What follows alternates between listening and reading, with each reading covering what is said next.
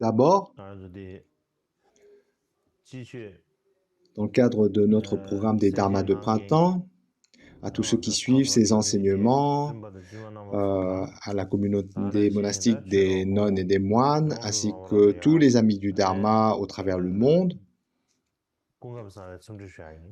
je vous adresse mes salutations empreintes de souhaits de bon augure.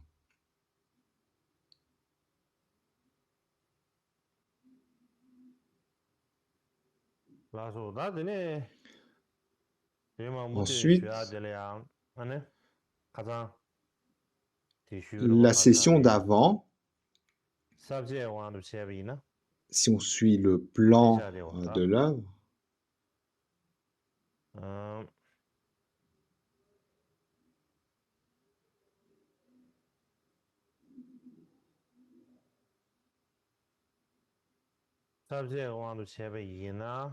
en se référant au plan, c'est mieux de le montrer sur la diapo.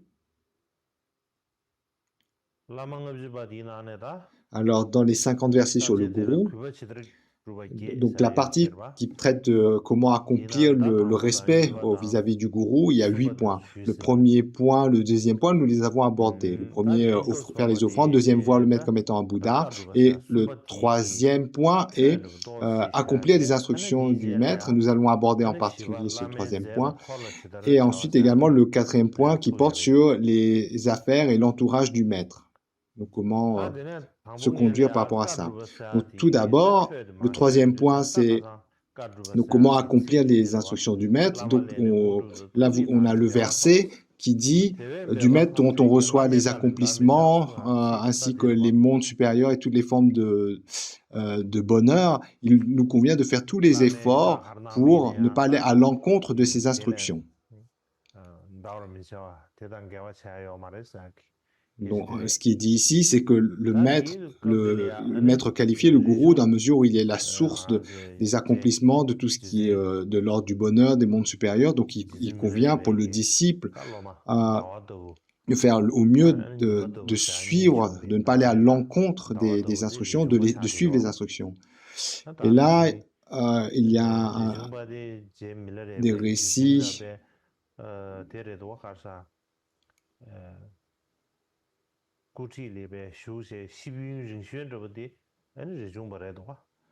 le disciple le plus ancien de Milarepa, c'est...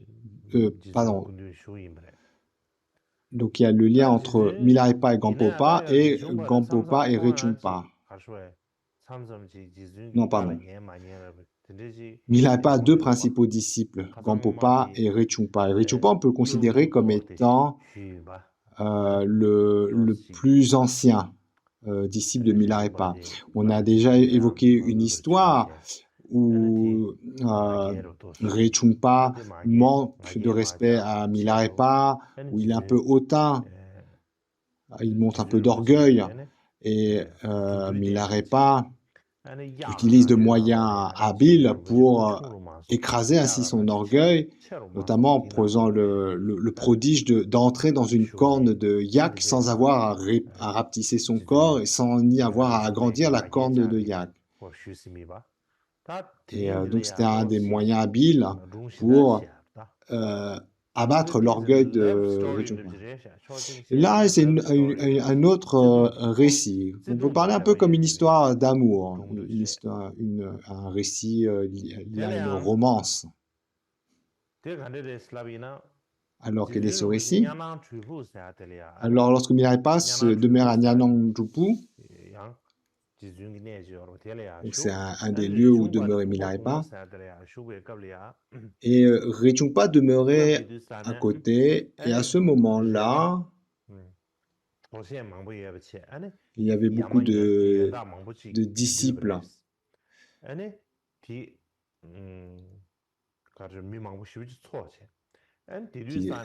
Et à ce moment-là, il y avait beaucoup de disciples. Et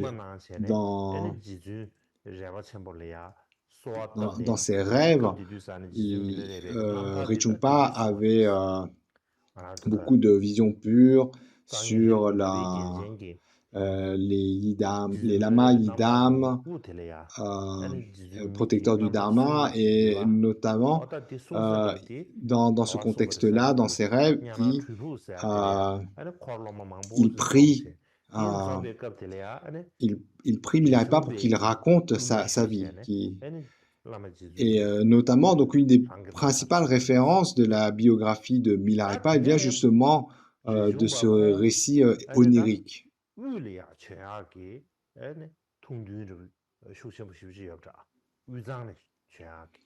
Donc, à ce moment-là, il y a un épisode qui fait qu'il va avoir une grande envie d'aller dans la région de Utsang, de Tibet central. Alors, pour quelle raison? Parce que il y a beaucoup de disciples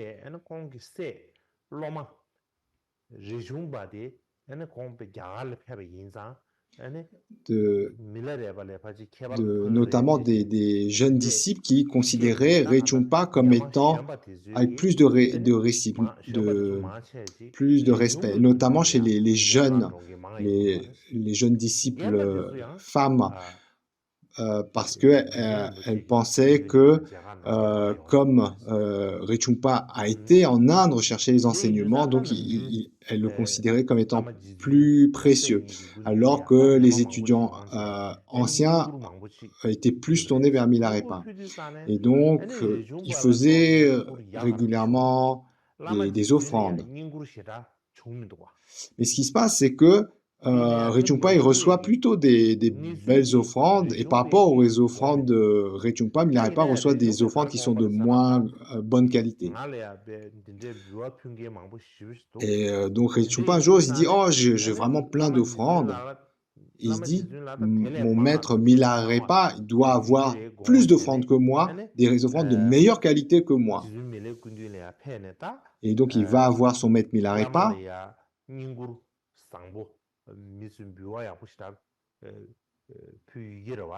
et il demande, vous avez dû sûrement recevoir de belles offrandes.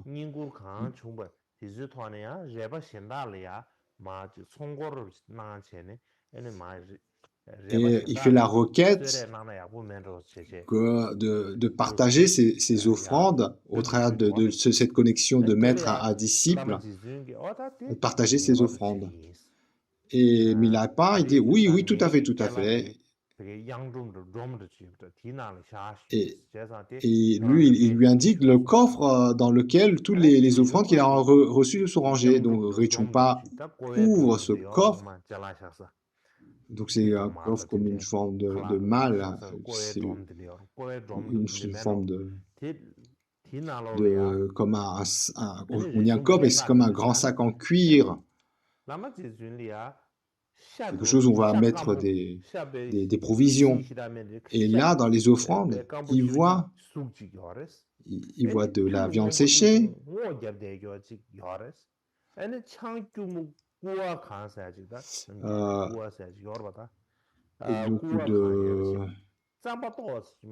un peu de céréales, du fromage, d'une forme d'alcool qui a un peu un goût acide. Et Rechungpa, il se sent triste de voir ces offrandes un peu misérables. Il pensait vraiment que son maître Milarepa aurait reçu des offrandes plus belles, de plus grande qualité que lui. Et là, quand il voit ces maigres offrandes, la qualité de la viande séchée, du fromage et des autres aliments, il est un peu déçu, il est abattu.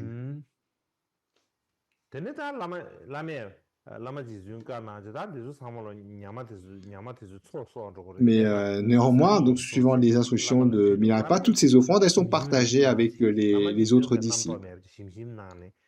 Et Milarepa, il consomme sa part d'offrande comme si c'était très bon, sans se poser de questions.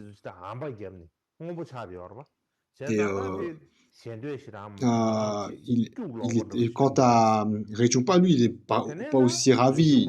Il a l'impression de manger des choses de pas bonne qualité et ça le frustre. Il n'est pas content. dit, vraiment, ces disciples qui ont fait ces offrandes à Milarépa, c'est vraiment des mauvais disciples. Milarépa, c'est un Bouddha vivant. Et il ne donne pas des offrandes qui sont au moins aussi bonnes que celles que j'ai reçues.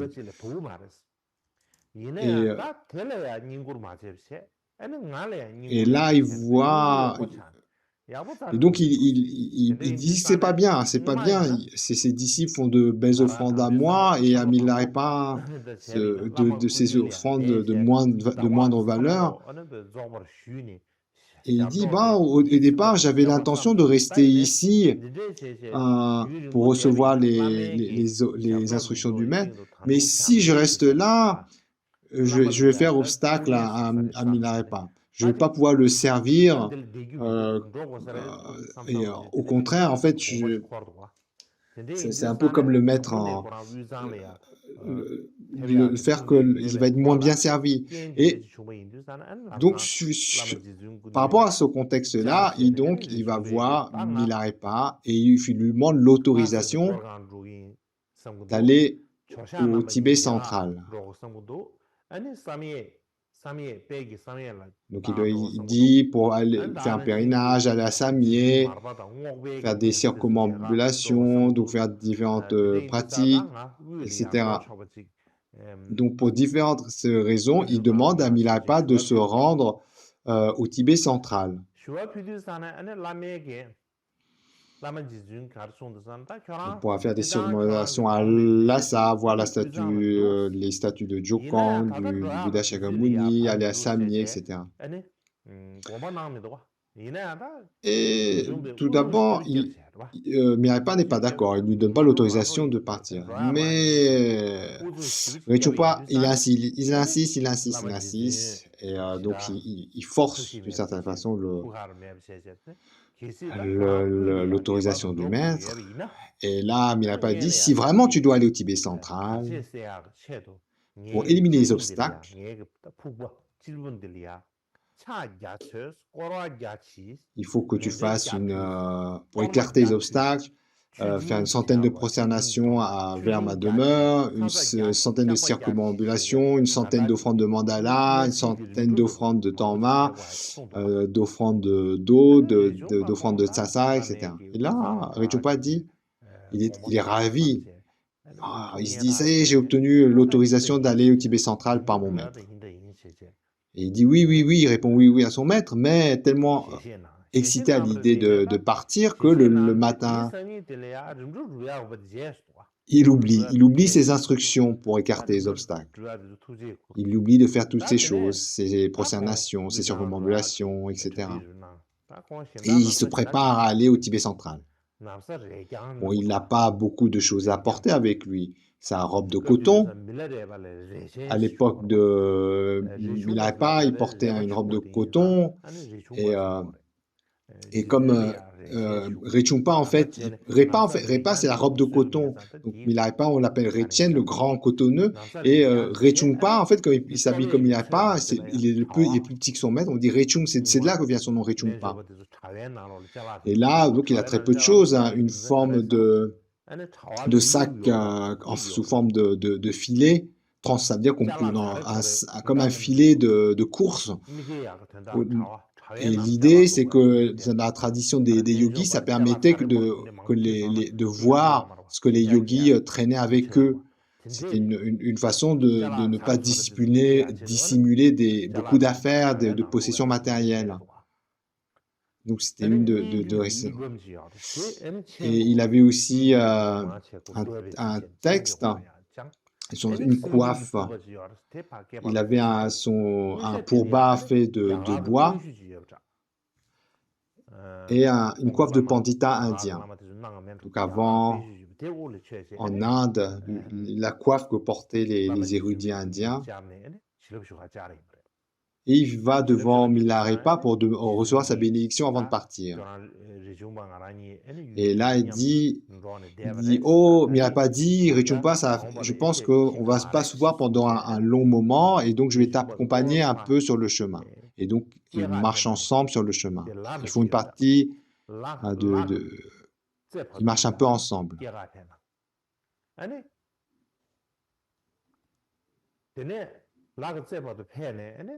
Et en marchant ensemble, Milarepa dit, en marchant, Milarepa dit, il dit, un enfant qui reste près de sa mère grandit plus grand. Un œuf près de la chaleur de sa mère éclot plus vite. Un grand méditant qui ne craint pas les transgressions lorsqu'il est près du gourou. Mais comme tu as insisté à partir sans m'écouter, je ne vais pas t'abandonner par bienveillance. Donc, prie-moi continuellement. Et Rinpoche, en entendant ces paroles, il a les larmes qui coulent aux yeux et il dit « J'ai la perception ininterrompue de vous comme étant un Bouddha. Avant, je n'ai personne d'autre à qui m'appuyer jusqu'à ce que j'atteigne l'éveil. Je n'aurai jamais personne comme vous sur qui m'appuyer pour atteindre l'éveil. Je demande votre protection et de me guider aussi bien dans cette vie que dans les états intermédiaires. » Et Milarepa dit, puisque vous insistez pour partir, je vais vous donner des bénédictions pour votre voyage. Et en signe de lien de bénédiction, il lui demande de s'asseoir sur sa robe de coton. Il la plie, il étend par terre, et là Rinpoche dit, mais ne demandez pas ça, ce n'est pas convenable. Les instructions disent qu'il ne convient même pas de marcher sur l'ombre du maître. Comment pourrais-je m'asseoir sur votre robe?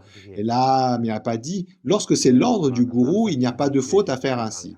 Et Rinpoche obéit, il s'assoit sur la robe de Milarepa, et Milarepa s'assoit un peu au-dessus, en demi-lotus, sur un rocher.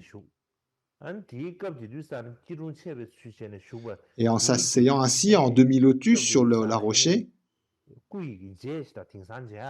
en fait, il laisse une empreinte de son assise. On dit que de nos jours, on peut la voir encore. On peut voir dans cette posture en demi-lotus de Milarepa assis sur ce rocher, la trace de cette posture.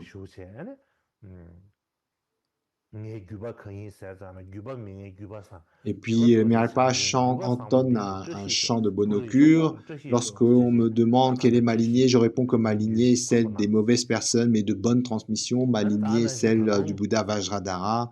Puisse cette excellente lignée être de bon augure, que mon fils Rinpoche soit sous les meilleurs auspices, etc. Et puis, il lui donne un conseil. Il dit, au Tibet central, une chienne mondaine t'attrapera la jambe. À ce moment-là, n'oublie pas ton maître et tes pratiques. Rinpoche fait des prosternations, fait des circonvallations autour de son maître, demande les bénédictions en étant à ses pieds. Fait des prières avant de partir. Et là, Milarepa est un peu content de l'attitude de Rinpoche et il se dit, et il laisse donc Rinpoche partir et il dit, il part pas tout de suite, il reste un peu assis en se disant, il va probablement jeter un regard en arrière tout en marchant. Donc, pour pas qu'il soit triste, je vais rester un peu comme ça lorsqu'il va tourner sa tête pour me voir, il puisse me revoir. Donc, il reste assis un moment, il voit Rinpoche partir au loin, et Rinpoche part sans se regarder en arrière. Et là, Milarepa se dit, il part sans même tourner la tête pour me jeter un regard. Oh, il a développé des vues erronées sur son maître et ses amis du Dharma, ses frères de Dharma. Ou alors, est-ce qu'il va être capable de surmonter les obstacles? Donc Milarepa s'inquiète en se disant, il a peur qu'il rencontre ce qui va développer des vues erronées vis-à-vis du maître et de ses frères de Dharma. frères et sœurs de Dharma, ou alors qu'il va rencontrer des obstacles qu'il ne va pas pouvoir surmonter. Et ensuite, alors, et donc, Milarepa, en fait, il envoie des manifestations sous la forme de bandits qui viennent voler les affaires de Rinpoche. Et Rinpoche se dit, oh, à ce moment qu'il se fait attaquer par ces bandits, il se dit, c'est parce que j'ai pas fait cette prosternation et les circumambulations autour de Milarepa, comme il avait dit. Il ferme ses yeux, il médite sur son maître et il sent tout de suite un soulagement. Et lorsqu'il ouvre ses yeux, en fait, ces bandits apparaissent sous la forme de disciples de Milarepa, mais qui n'a pas l'habitude de voir. Mais ils sont habillés comme les disciples de Milarepa. Et pour tester Rinpoche, donc ces Repa demandent qui es-tu, qui est ton maître, etc. Et Rinpoche répond, il dit aucun Repa ne parle à moi de cette façon. Et en fait, il réalise que c'est son maître, que ce sont des émanations de son maître. Il fait des prosternations, les manifestations se disparaissent. Et Milarepa dit, je suis venu pour te tester parce que tu es parti sans jeter un regard en arrière. Puisque tes samayas ne sont pas endommagés, toi et moi sommes inséparables par nos purs samayas. Tu peux aller au Tibet central. Et Rinpoche est ravi d'entendre cela de son maître Milarepa. Il se prosterne encore aux pieds de son maître. Et puis il va à Kongyog.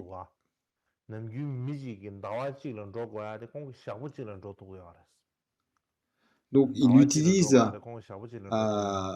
Rinpoche utilise un pouvoir miraculeux pour voyager rapidement. En une journée, il couvre ce que l'on met en un mois de voyage. Il voyage ainsi dans les régions du Tsang, mais comme on n'a pas beaucoup de temps aujourd'hui, on ne va pas rentrer dans les détails de ce voyage. Lorsqu'il arrive à Yarlung, il y a Kyordem, qui est le nom d'un palais, qui appartient au roi Tsepu Chichung.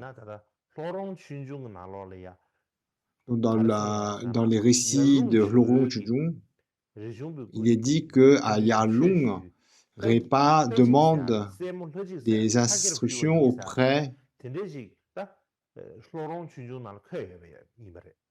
Donc dans les récits de Lorong,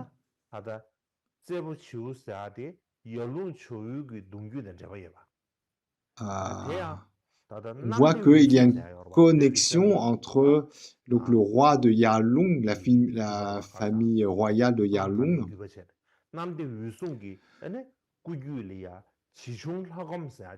et donc ce roi qu'on appelle Chichung Lagom viendrait donc de la lignée de Namde Sung.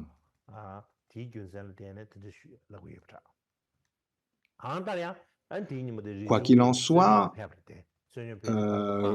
Rinpoche vient à ce château pour demander des aumônes. Et donc, de loin, il crie pour...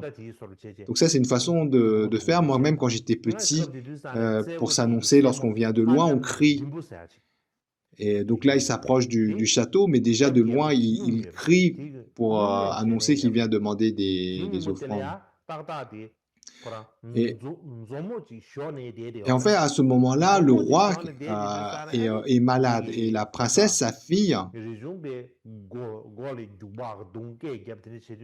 elle l'entend donc, elle l'entend ainsi crier. Et elle est en train de traire une Jo. Alors, les nomades, d'habitude, quand ils traient, ils n'ont pas besoin de s'asseoir sur une chaise ou quelque chose. Mais elle, comme c'est une princesse, elle était assise sur donc une chaise, comme c'est une princesse. Mais néanmoins, en entendant Rechungpa crier, elle tombe. Et donc, ça la contrarie. Donc, elle le traite de tous les noms. Ah, c'est Yogi qui viennent chercher des eaux, qui pendant l'été vient mendier de yaourt, du lait, et l'hiver de l'alcool. Et donc elle se dit, je vais ouvrir la porte et je vais lui lancer des saletés. Donc elle s'apprête ainsi donc à l'envoyer paître. Mais au moment où elle ouvre la porte et qu'elle veut lui lancer tous ses détritus, elle voit que Rechungpa, c'est un yogi qui est très beau. Donc non seulement en le voyant dans sa posture de yogi, elle éprouve une forme de foi spontanée, mais en plus de ça, il est beau comme un dieu. Et donc, d'un seul coup, sa colère, elle s'estompe. Et elle le regarde, elle lui demande, quel est ton nom, d'où est-ce que tu viens? Et Rechungpa répond, ils disent que je viens de Nyarong, Momet et Milarepa, je m'appelle Rechung Dorje Drapa. Et il dit qu'il va chercher des aumônes pour faire des offrandes à un maître afin de recevoir des enseignements particuliers. Donc il vient chercher des aumônes, notamment pour pouvoir ensuite faire des offrandes et recevoir auprès d'un gourou certains enseignements. Et là, la princesse, elle dit, oh, laissez-moi vous faire des offrandes, attendez-moi un moment. Et elle lui offre de la sampa dans un récipient d'argent. Et puis, elle lui demande de rester ici un moment, qu'elle va informer son père. Et là, son idée, elle va voir son père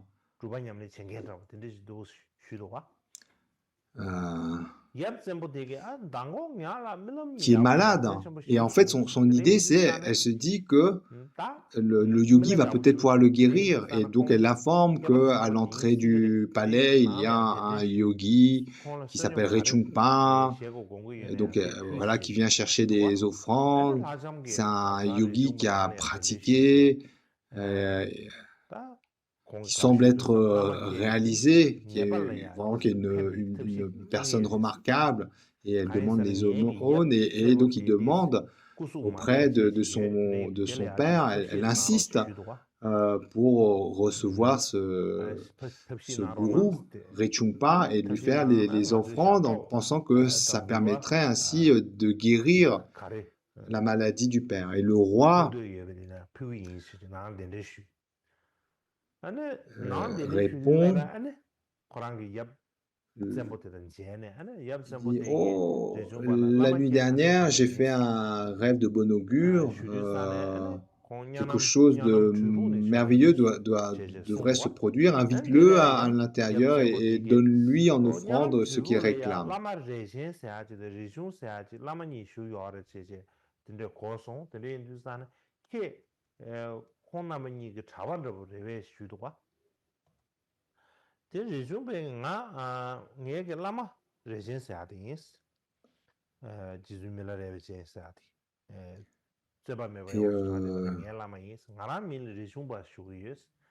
Donc elle invite Rechungpa, et tout en l'invitant, elle le présente au roi, à son père. Le roi lui demande d'où est-ce qu'il vient, et là Rechungpa répond de la même façon qu'il avait répondu à la princesse.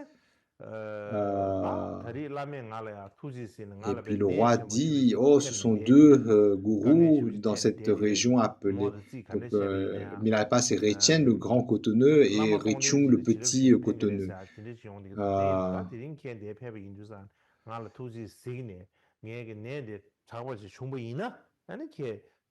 Et là, donc, Richumpa dit en effet que celui qu'on appelle le grand cotonneux, c'est son maître Milarepa et que lui est Richumpa. Et donc, il présente notamment son maître comme étant vraiment l'accompli des accomplis qui est sans rival en termes d'accomplissement, de renommée, etc. Et le roi, en entendant cela, il se dit vraiment, j'ai une chance extraordinaire après avoir attendu après si longtemps. Et ensuite, et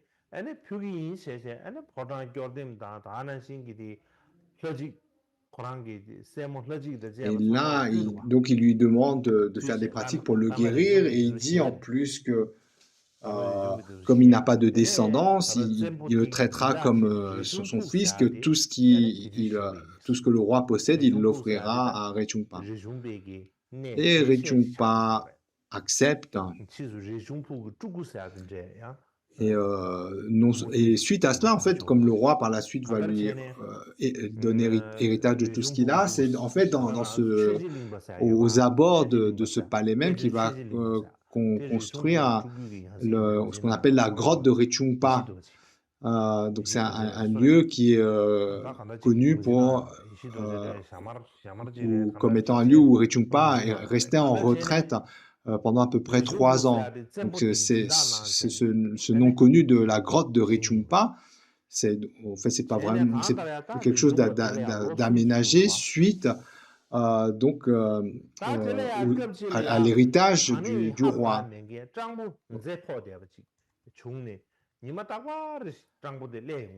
Et donc, notamment, le roi le traite comme son fils, lui fait tous les offrandes, parce qu'il arrive justement par ses pratiques de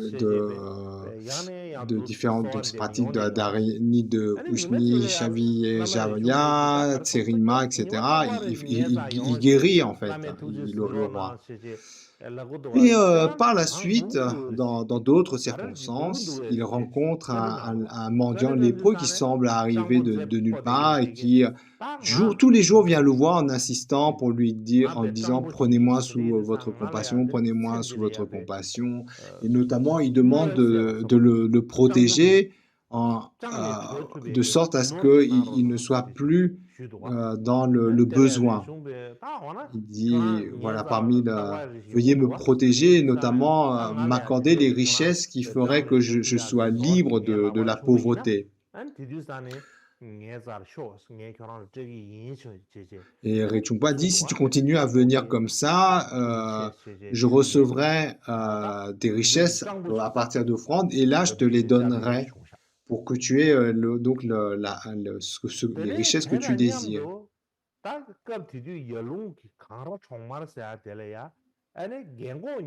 Et puis là, le mendiant lépreux dit, gardez ça dans votre cœur, je vous referai à nouveau cette requête.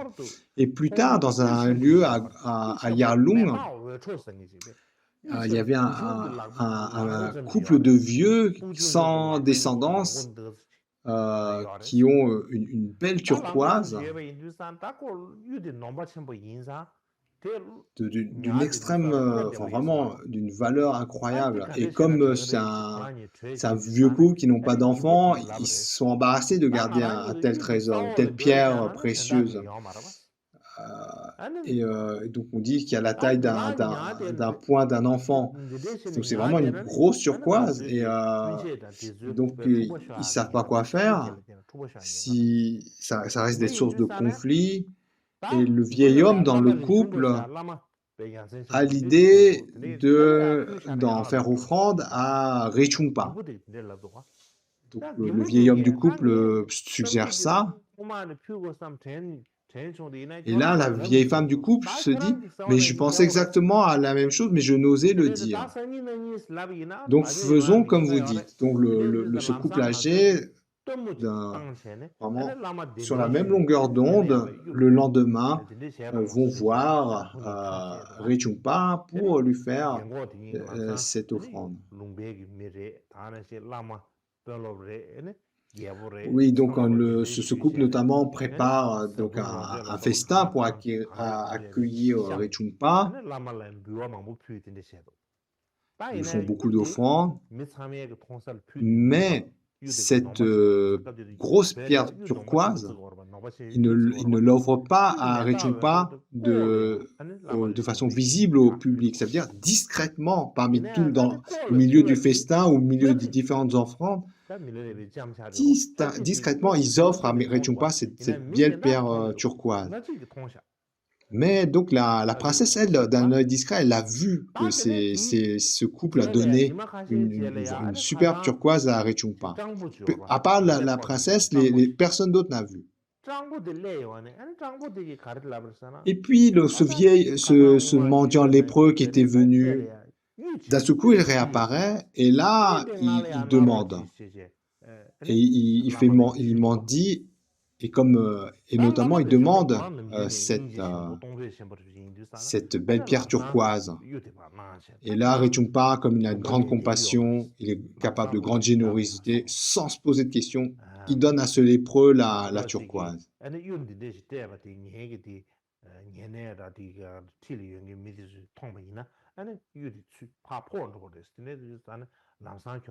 Mais tout de suite, il lui dit, ne reste pas là, pars dans une autre région.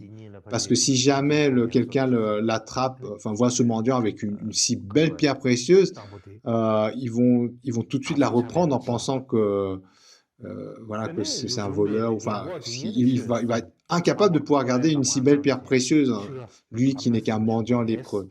Et le mendiant disparaît instantanément, comme sans que personne sache d'où est venu et d'où est-ce qu'il est parti. Et puis, Rechungpa enseigne le dharma au vieux couple, et notamment des pratiques concernant le transfert de conscience, pour qu'ils puissent en fait trouver leur chemin au moment de leur décès.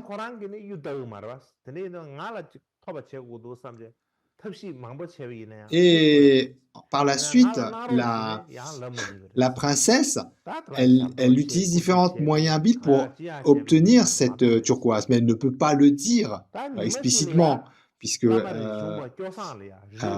donc elle essaye par différents stratagèmes pour pousser Rechungpa à lui donner cette pierre précieuse, sans savoir qu'il l'a déjà donnée au mendiant. Et donc la princesse se dit, d'une façon ou d'une autre, je dois trouver un moyen pour récupérer cette turquoise. Elle ne peut pas le faire directement, elle ne peut pas demander directement. Et donc un jour, discrètement, elle va regarder comme le coffre à trésor. Et là, elle voit qu'il n'y a pas de turquoise, mais elle voit qu'il y a une autre turquoise. Offert par Yakde. Donc cette turquoise en forme de lion, elle est plus petite. Elle est plus petite que la turquoise du couple âgé. Mais néanmoins, par moment, quand Rechungpa est en train de se reposer, elle sort donc cette turquoise en forme de lion, et des fois elle accroche comme boucle d'oreille, parfois autour de son cou. Elle se pare ainsi, elle se regarde dans son miroir, et puis elle voit qu'est-ce qu'elle est belle cette pierre. Et puis à la fin, elle le range à nouveau là où était rangée cette pierre. Donc elle reste discrète, elle ne dit pas qu'elle a cherché, qu'elle a fouillé. Et puis, donc elle se dit, bon, j'arrive pas à trouver cette grosse pierre précieuse cette grosse turquoise qu'a donné le vieux couple, mais je me contenterai bien de cette turquoise un peu plus petite en forme de lion. Mais ce qui se passe, c'est qu'un peu plus tard, Rechungpa se retrouve entouré par plein de pauvres, des handicapés. Donc c'est un groupe de pauvres, de mendiants et donc il s'accroche à sa robe en disant « Précieux maître, veuillez nous donner quelque chose qui est facile à cacher, qui est facile à porter et qui peut être d'une valeur pour que nous puissions le vendre. et ne plus vivre dans la misère. Et là, Rechungpa, empli de compassion, dit oui, oui, je vous donnerai ça, mais restez derrière le château, allez à l'arrière du château. Et là, il prend donc l'autre turquoise, celle qui est en forme de lion, offerte par Yagdé. Donc il récupère cette turquoise, il la cache dans la pâte de tsampa, pour que les gens pensent que c'est juste de la pâte de tsampa pour qu'on mange. Donc il cache à l'intérieur cette turquoise dans cette pâte de tsampa. Et puis derrière le palais, il lance cette boule de tsampa et en criant « Ne la mangez pas cette tsampa. Allez ailleurs manger cette tsampa, ne la mangez pas ici. Allez. » Il y a dans le groupe de mendiants, il y en a un qui dit on a demandé des provisions au maître Rechungpa, et là, qu'est-ce qu'il nous lance? Il nous lance des restes de tsampa. Et en plus, il ne nous autorise même pas de manger sur place. Donc il y a quelques mendiants qui s'offusquent. Il dit quel intérêt? On demande donc des choses décentes et il nous envoie des restes de tsampa sous forme d'une boule. Et donc certains veulent manger la tsampa sur place. Mais il y a dans le groupe de mendiants le plus âgé qui dit Rechungpa, c'est un Bouddha manifeste, il ne convient pas de le désobéir. Et comme c'est l'ancien, le groupe des pauvres s'en vont. Le groupe s'en va.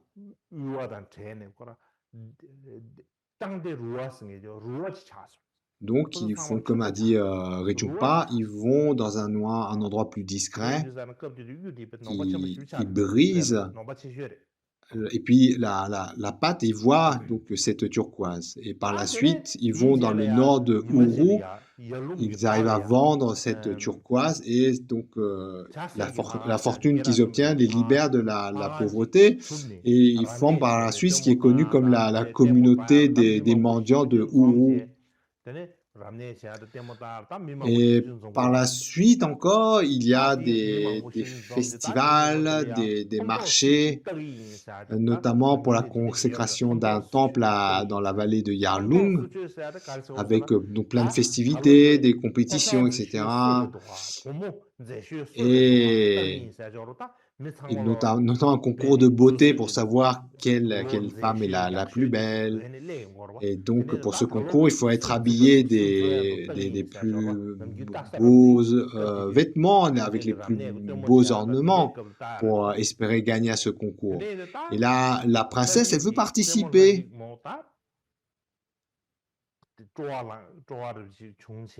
Elle est enthousiaste à l'idée d'aller à ces festivités. Et elle dit, Lamala, en parlant à Rechungpa,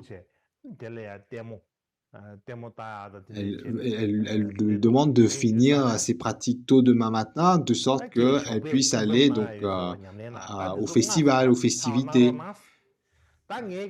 Et il dit, mon père a des chevaux, des vêtements pour porter, etc.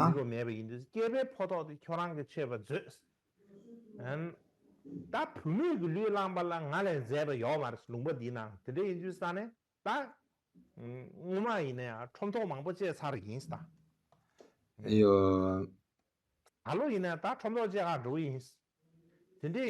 donc, elle lui dit qu'elle a l'intention d'y aller.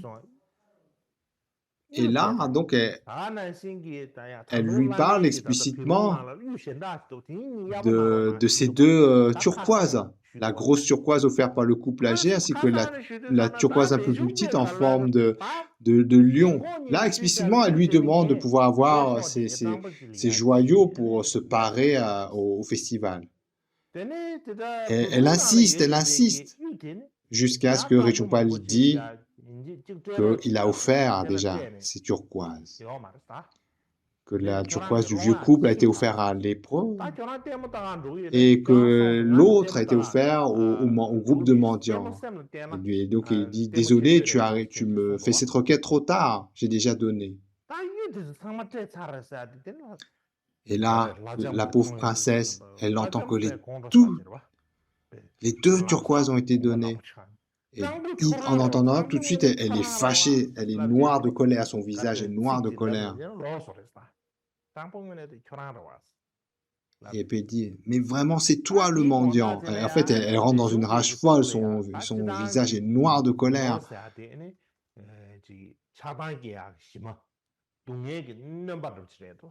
Et là, Rinpoche dire, d'une façon générale, les possessions, c'est la base de toutes les souffrances.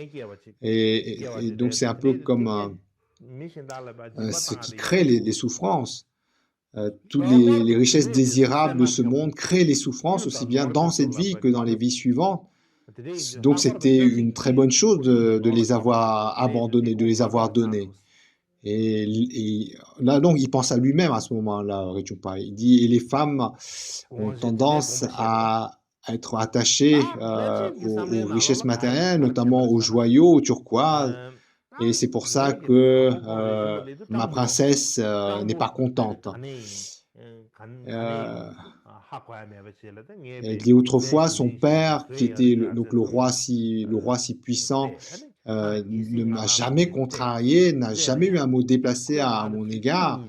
Et là, il semble qu'à cause de cet obstacle, du fait que j'ai fait offrande de ces joyaux, eh bien, que ça mette dans des conditions incroyables la princesse. Et la princesse, elle est hors de soi. En fait, ça la rumine. Elle développe des pensées négatives. En criant, je donne la meilleure nourriture à un mendiant. On sait où il vient. Je lui ai offert tout ce qu'il y a de plus précieux en nourriture, en vêtements, le royaume, tout le pouvoir, et il n'est même pas capable de me donner 2 pierres de turquoise. Et en fait, et là, en fait, ça la travaille. Elle peut pas aller à ce festivité. Elle tenait tant à y aller. Elle peut pas y aller parce qu'elle n'a pas ses pierres pour s'orner, etc. Donc ça la travaille. Et donc, donc il y a des pensées malveillantes qui viennent. Et le lendemain matin, elle envoie un serviteur avec du thé de mauvaise qualité. Mais comme Rinpoche n'avait pas fini sa méditation, il n'a pas bu ce thé. Puis au bout d'un moment, alors que les hommes ont monté leurs chevaux et que les femmes donc ont porté leur turquoise, donc la princesse était très pressée de partir. Et pris de rage de ne pouvoir porter ces 2 grosses turquoises, elle prend de la nourriture et de la boisson de mauvaise qualité. Elle va voir Rinpoche, elle traite Rinpoche de mendiant égoïste.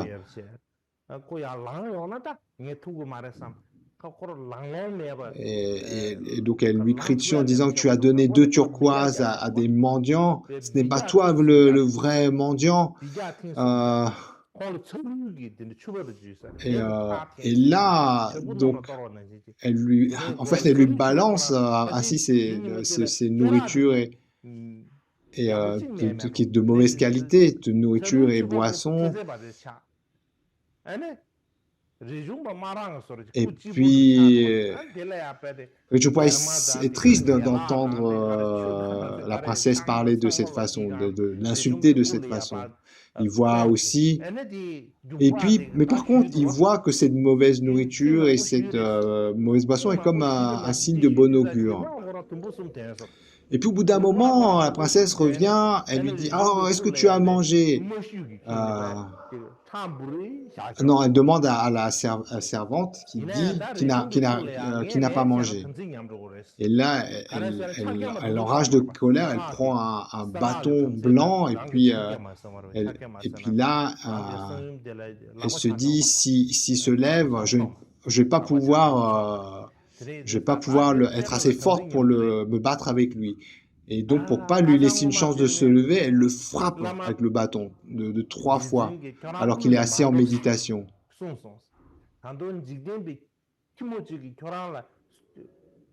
Et là, elle lui envoie donc tout ce qu'elle peut trouver de sale, de la poussière, de l'herbe sur ta tête. Elle lui verse la bière, les vêtements, enfin de la boisson, tout sur son corps. Elle le frappe, elle le frappe, elle le frappe.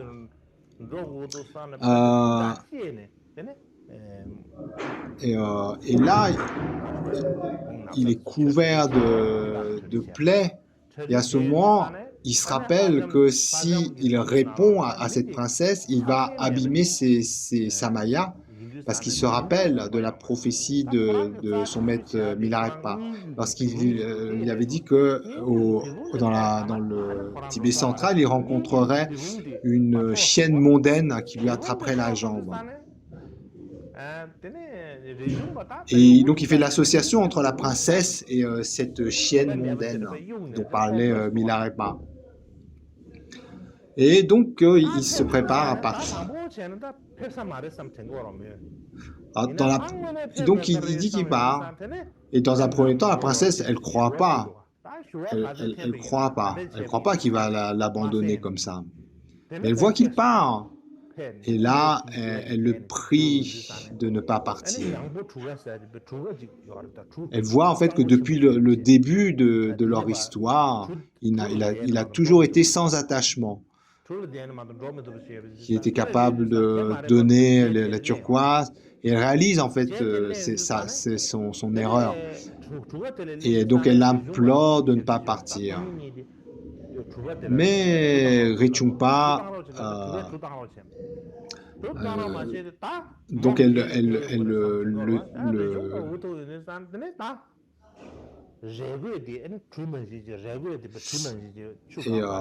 ensuite, donc, au moment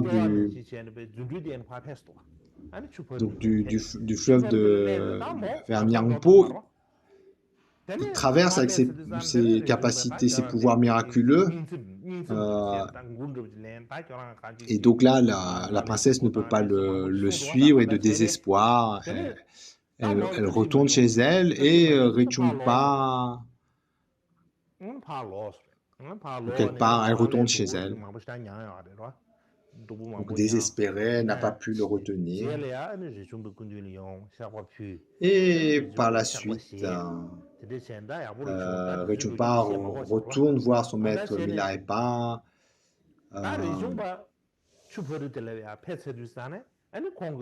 pour reconnaître ses erreurs. Et donc, par ses pouvoirs miraculeux, il pouvait rapidement voyager, on a raconté déjà. Donc, rapidement, il arrive là où demeure Milarepa. Mais pendant 15 jours, Milarepa ne lui donne pas audience. Donc il est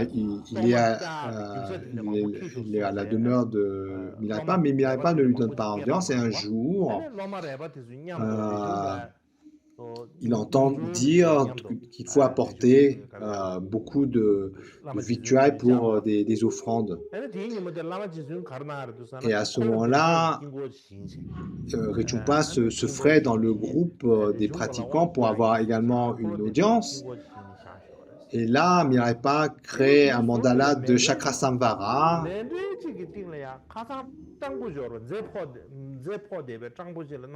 Et là, qu'est-ce qu'il voit au milieu de ce mandala de Chakrasamvara? Rinpoche, il voit la fameuse grosse turquoise qu'il avait donnée aux mendiants. Et là, son corps tremble de peur. Tu sais, il est comme stupéfait de voir ainsi au milieu de ce mandala cette turquoise même. Il réalise qu'en fait que ces mendiants-là, c'était des émanations de Milarepa. Et là, à ce moment-là, en fait, il est complètement dégoûté des restes d'attachement qu'il avait par rapport au samsara. Il a complètement renversé son attachement. Il a vraiment le rejet, il a la nausée de son...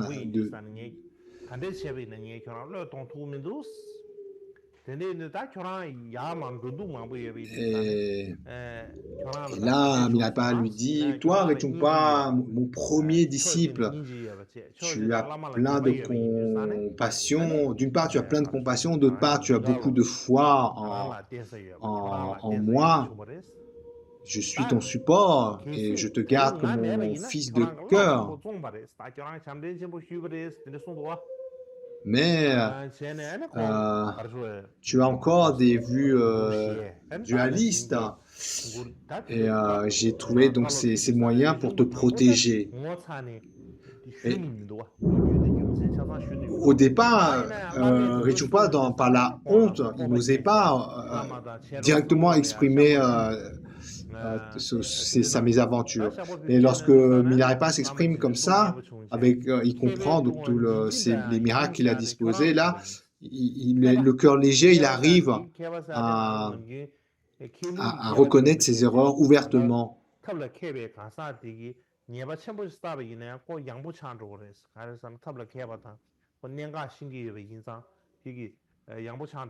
Et là, Milarepa se réjouit.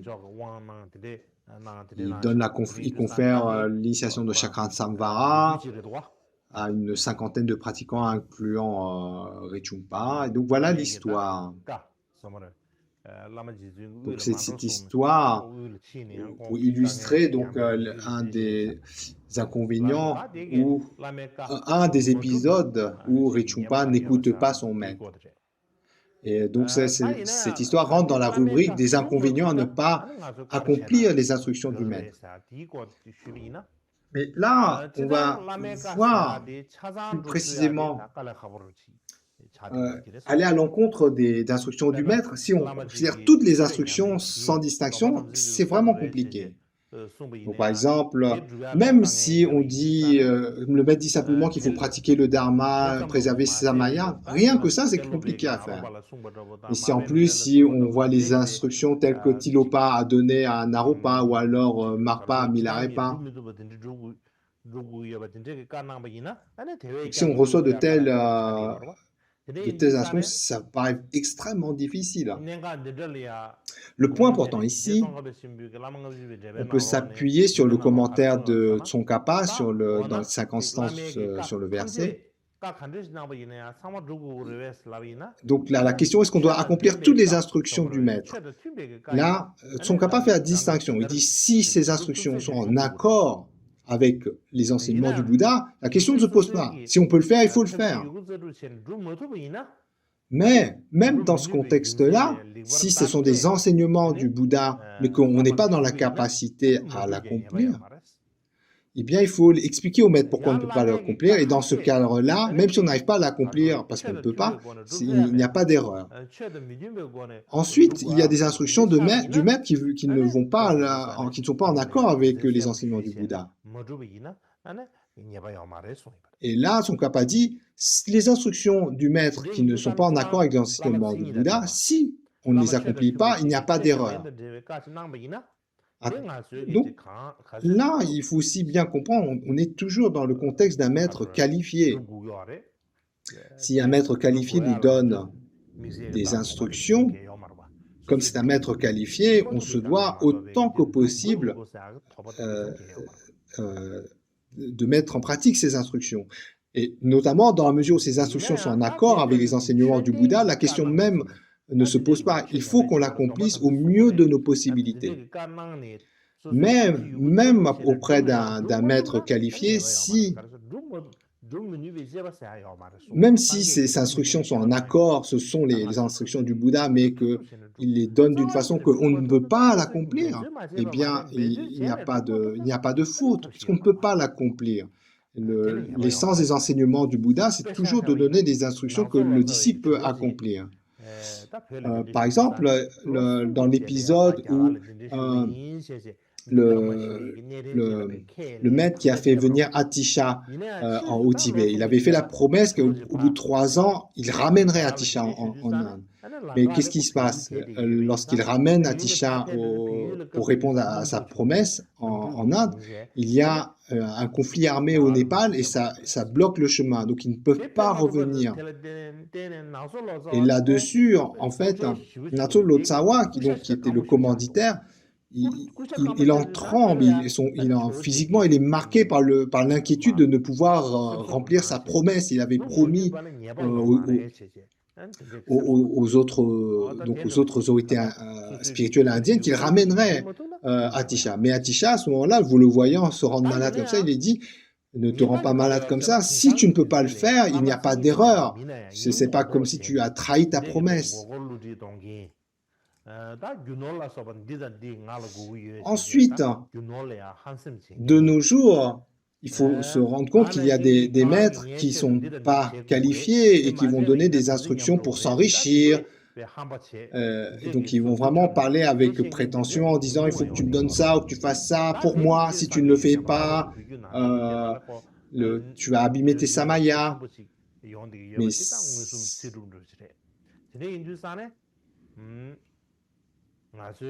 Mais ça n'est pas dans les enseignements.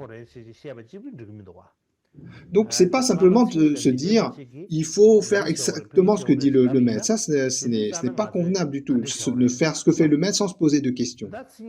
Ça, ce n'est pas. Tout d'abord, comme on a dit plusieurs fois, on parle ici d'instructions qui viennent d'un maître qualifié. Et même lorsqu'on reçoit des instructions d'un maître qualifié, on se doit de se poser des questions. Ne pas simplement agir sans se poser de questions.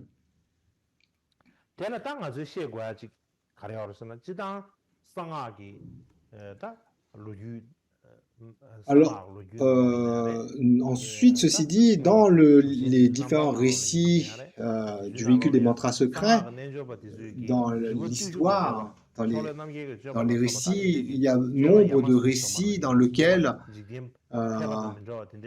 où le maître va demander de faire des instructions qui vont à l'encontre des enseignements du Bouddha. Il y a beaucoup d'histoires comme ça, de récits dans le véhicule des mantras secrets. Comme par exemple le fait de boire de l'alcool ou de devoir tuer un être vivant.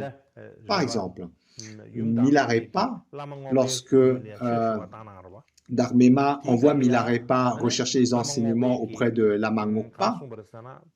Lama Ngokpa, qu'est-ce qu'il dit? Il dit: oh, aujourd'hui, ce matin, il y a un groupe de marchands qui ont attaqué mes moines. Donc, Milarepa fait tomber sur eux une pluie de grêle, une tempête de grêle. Et Milarepa,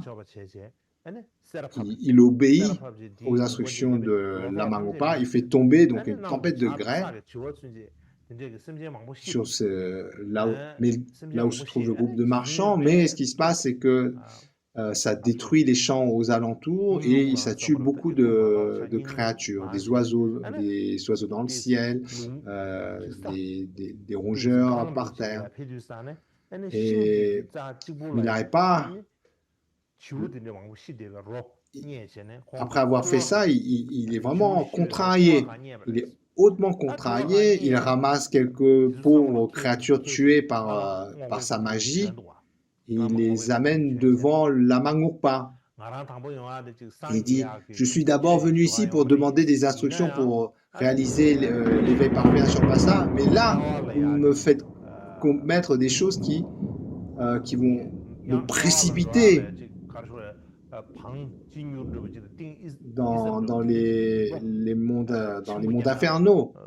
Vous me faites faire des choses qui me font plonger au plus profond des mondes infernaux. Et là, mais que vais-je devenir?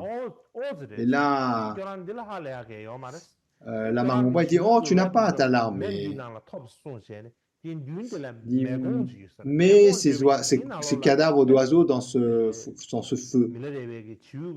Donc, il y a un foyer de feu. Et là, il obéit. Et là, Lama Ngokpa, il fait un claquement de doigts. Et d'un seul coup, tous ces cadavres d'oiseaux s'élèvent dans le ciel. Et là, immédiatement, Milarepa se mettre à de tels pouvoirs. Et là, donc, il y a un sentiment de réconfort, c'est une perception, oh, c'est ainsi que ce lama, qui est comme un Bouddha, œuvre.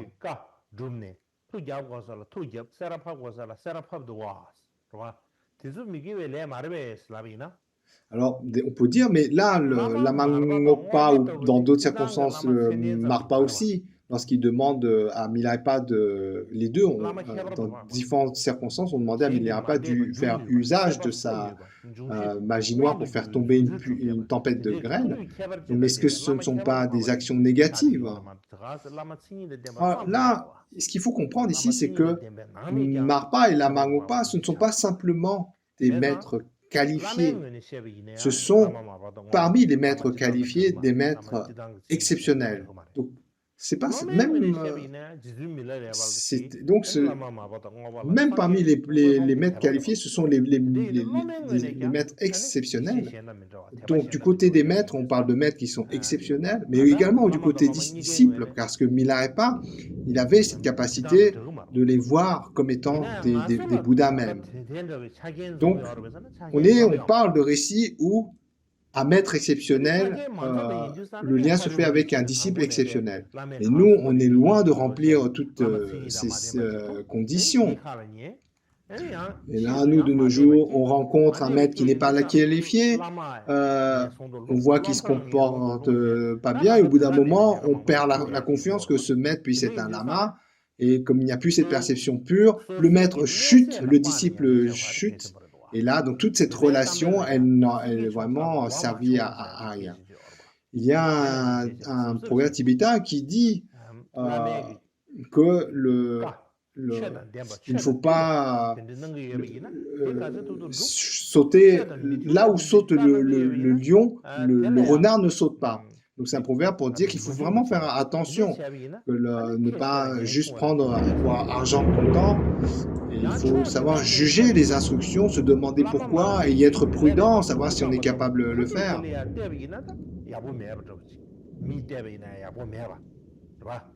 Et aussi, par exemple, lorsque Marpa, le traducteur, maltraite Milarepa, à un point que c'est insupportable à voir, mais ce qui se passe, c'est qu'au bout d'un certain laps de temps, Milarepa se rend compte que c'est bénéfique pour lui.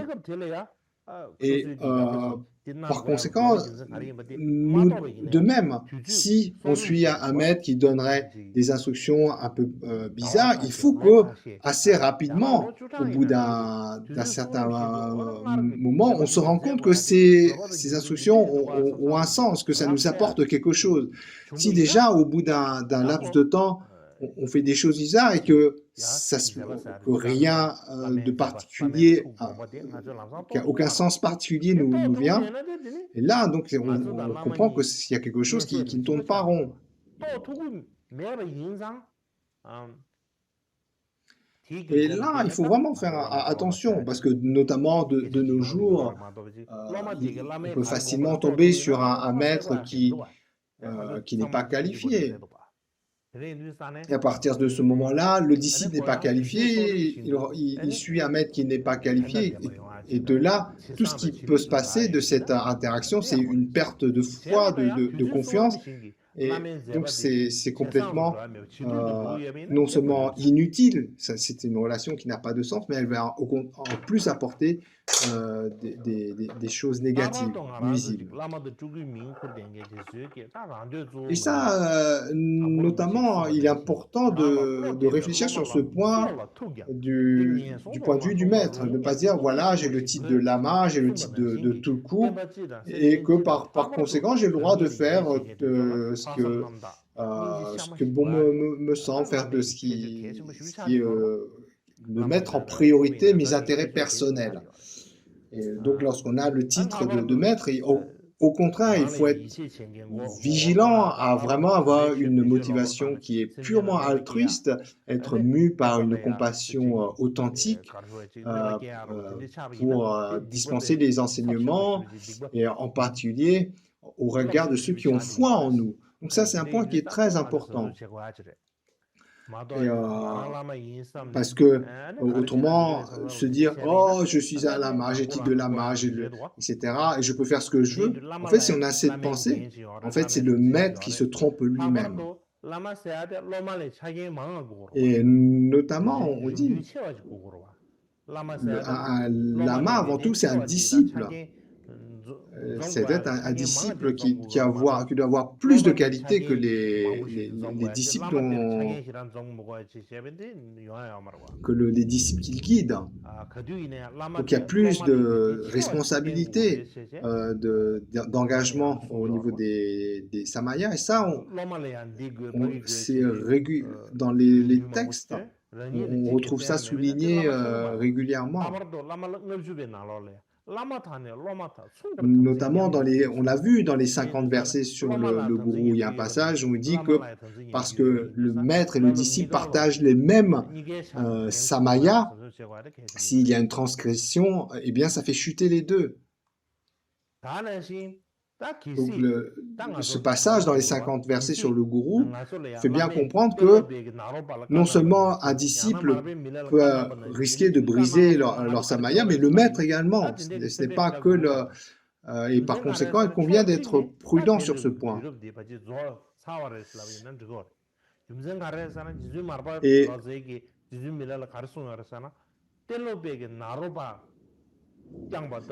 aussi, nous, de nos jours, on n'a pas trop à se préoccuper du fait que les maîtres donnent des instructions telles que Tilopa avait donné à Naropa ou Marpa à Milarepa. La raison est simple, c'est parce que ce n'est plus de notre époque. Et ça a été c'est clairement mentionné dans les enseignements, notamment dans la vie de Marpa. Lorsque Marpa donne des instructions à Milarepa, vers la fin, il lui dit « N'enseigne pas aux autres de la même façon que Tilopa a enseigné à Naropa ou de la même façon que moi je t'ai enseigné. » Donc ça, c'est clairement mentionné. Autre histoire, dans l'Amdo, il y avait un étudiant, un disciple de Lachen Dromki Shatya,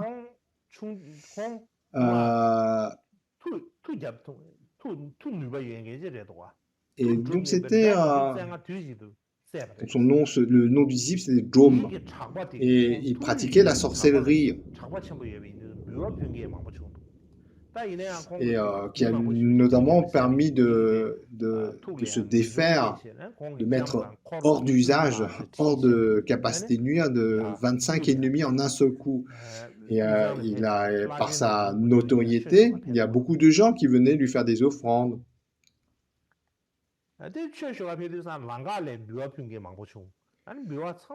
Et puis, donc Drom va voir avec son entourage, sa conjointe et une trentaine de membres dans son entourage, pour aller demander des enseignements à son maître, Lachen Drommi.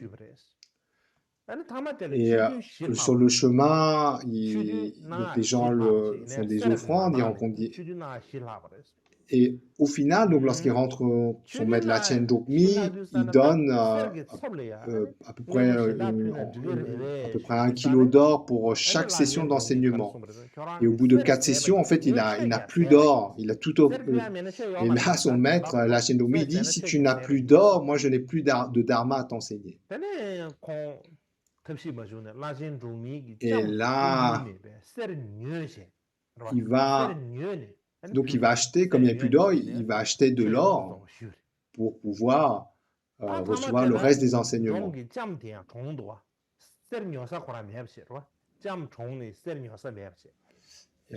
il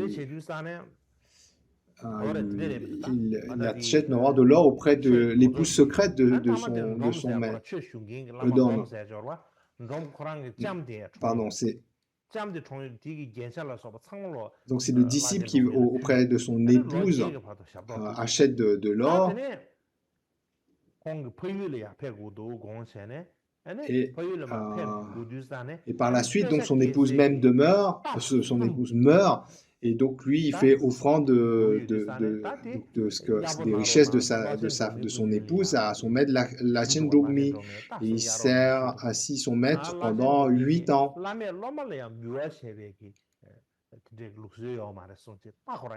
Et au bout d'un moment, il demande de pouvoir emprunter des chevaux à son maître pour retourner à sa terre natale et aussi accomplir ses activités. Mais là, son maître, Lachen Drogmi, dit il n'est pas convenable qu'un maître fasse des offrandes à son disciple. Et il lui dit, tu ne rentreras pas dans ton pays natal, reste ici. Mais le problème, c'est que l'entourage du disciple Jom est très, très contrarié par cela et critique Jom vraiment. Donc, et là, Jom, il se trouve dans cette... donc, il se trouve entre deux faux. Il dit, même si mon maître est le Bouddha Shakyamuni, même si dans ce lieu où il me demande de rester, c'est Bodh Gaya, je ne peux pas faire autrement. Je vais devenir pauvre et je vais être embarrassé, je ne peux pas rentrer dans mon pays natal à pied. Donc il va à Dingri, à To, et comme il était connu, notamment comme étant un disciple de Jogmi, beaucoup de gens le sollicitent pour des enseignements et ils lui font beaucoup d'offrandes. Et donc rapidement, il a beaucoup de richesses et il donne les précieux enseignements. Mais au moment où il fait ça, où il donne les précieux enseignements, profonds enseignements, il brise son samaya et il se met à saigner du nez et à tomber gravement malade. Et là, par sa clairvoyance, il se dit, mince, mon maître est le Vajradhara en personne, mais je l'ai sous-estimé, je n'ai pas réalisé cela, et cela m'a ruiné. Cependant, il prendra soin de moi dans le bardo. Et donc, il demande à son entourage de donner à son maître toutes ses possessions, ainsi que les restes de ses os. Et ainsi, en retour, il demande à son entourage de demander des enseignements à son maître. Et ensuite, il meurt. Et là, les restes de son corps sont en crémation. Et pendant la crémation, il y a plein de signes de bon augure, comme des pluies de fleurs, des signes de bon augure. Et puis par la suite, son entourage amène donc les restes de son corps ainsi que les offrandes qu'il avait demandées, donc ce qui restait en héritage, et il l'amène devant son maître, Lakchen Drogmi. Et à ce moment-là, Lakchen Drogmi, il faisait une torma et dit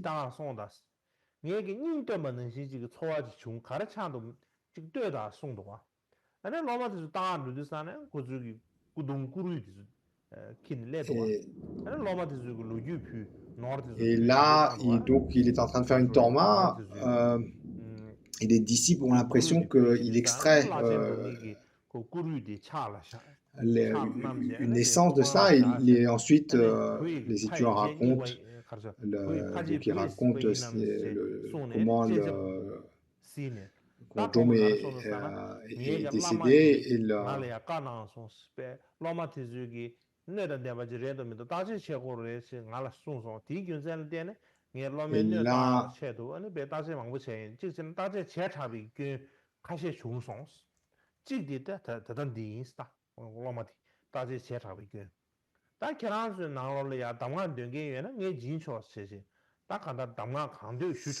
Et là, le maître se dit, en versant des larmes, il dit, moi, le gourou,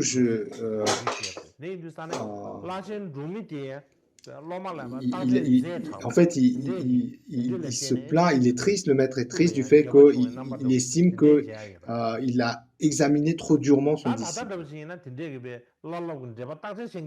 Et donc, par la suite, Lachen Drumi, conformément à la requête de l'entourage de son disciple Drum, donc donne les transmissions de Evajra. Et de nos jours, beaucoup de relations de maître à disciple se font sans examen, sans introspection. Et notamment, comme on est dans une époque de dégénérescence et que les enseignements du Bouddha se sont répandus non seulement au Tibet, mais au travers du monde entier, d'est en ouest, je pense qu'il faut savoir donc comprendre les moyens habiles et les suivre convenablement, et on doit être vraiment habile dans la façon de suivre les enseignements et on ne peut plus suivre les anciennes traditions. En particulier, dans la tradition de notre lignée, la lignée d'Apokagu, elle combine à la fois les instructions orales qui viennent de Marpa vers Milarepa, etc., mais également les instructions progressives de la lignée Kadampa qui remonte à Atisha. D'ailleurs, c'est pour ça qu'on parle de cette lignée d'Apokagu comme celle qui réunifie, comme le fleuve qui réunifie les courants Kadampa et Kagu. Et le point ici, donc, c'est donc de vraiment savoir pratiquer d'une façon qui est cohérente. Et,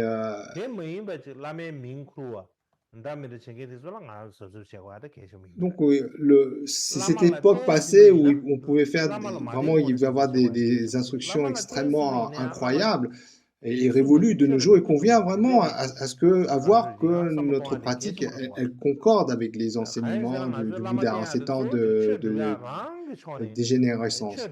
Et notamment, donc, savoir suivre le maître conformément aux instructions des enseignements du Bouddha, parce que simplement le maître est supposé en fait nous transmettre des enseignements du Bouddha. Donc il est important de savoir suivre convenablement le maître comme on doit convenablement suivre les enseignements du Bouddha. Et ne pas simplement les yeux fermés suivre un maître comme ça sans se poser de questions parce que sur un coup de tête ou sur des critères qui sont superficiels.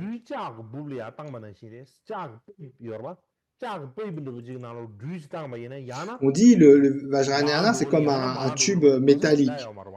On met un serpent à l'intérieur.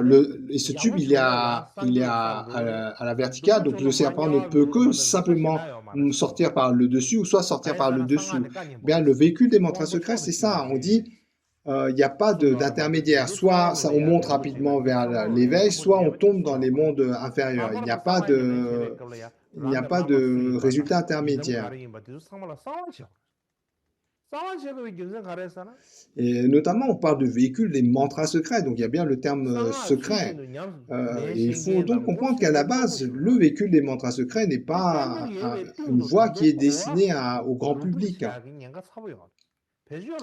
Et notamment, donc les divinités du Vajrayana, on doit les garder secrets parce que c'est des choses qui ne peuvent pas être facilement comprises, qui ne peuvent pas être comprises par le sens commun.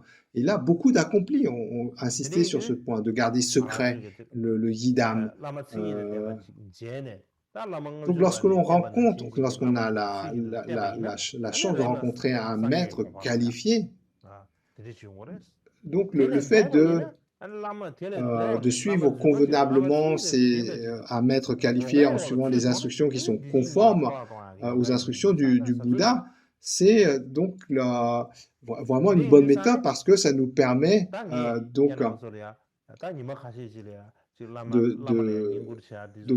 de, de recueillir les grands bienfaits des enseignements sans prendre de grands risques.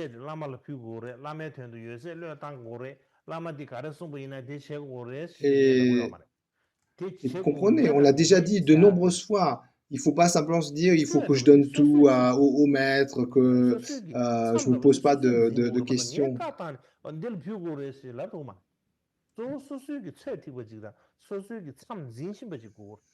La première chose, donc il faut voir par rapport à cette capacité, pourquoi on fait les choses.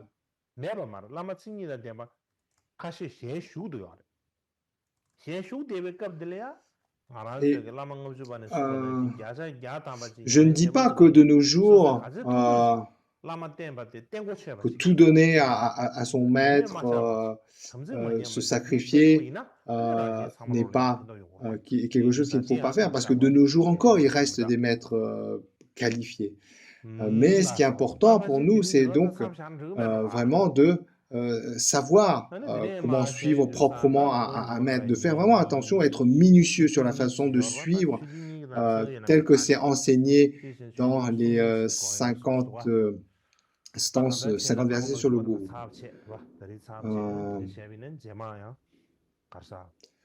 Donc il reste, je pense qu'on va en finir aujourd'hui.